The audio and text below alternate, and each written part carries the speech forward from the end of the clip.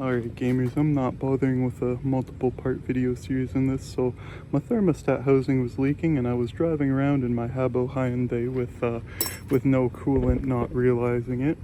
Turns out if you turn the heater on in an '08 Hyundai Elantra and drive around, it's enough to literally air cool it, and it stopped it overheating. Anyways, so I got the car home, found out it had no coolant. Oh, battery bolt's a bit rusty, that's okay. So yeah, now I'm filling the coolant, and I put a new thermostat housing in, and then the hose started leaking.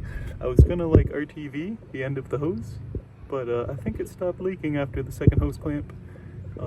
I thought it was still dripping, but it looks good now. So I'm gonna slap it all together and see if the car runs. So she's just drinking up her coolant. Okay, bye gamers.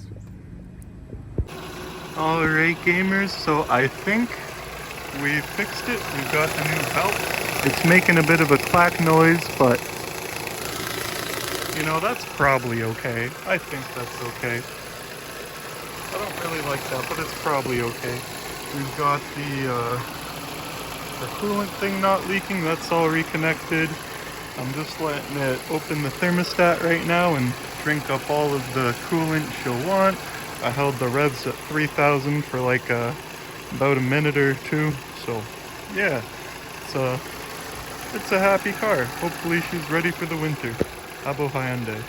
Alright, I found out what that annoying rattle was. I thought that annoying rattle was the belt, and it's just how it was now, but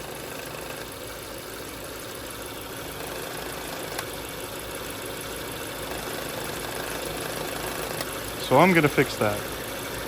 And I thought of a solution to permanently quiet down that noise. We're gonna take a Ziploc bag and we're gonna add that to the cap as a gasket. Oh yeah. That's the Habbo Hyundai, folks.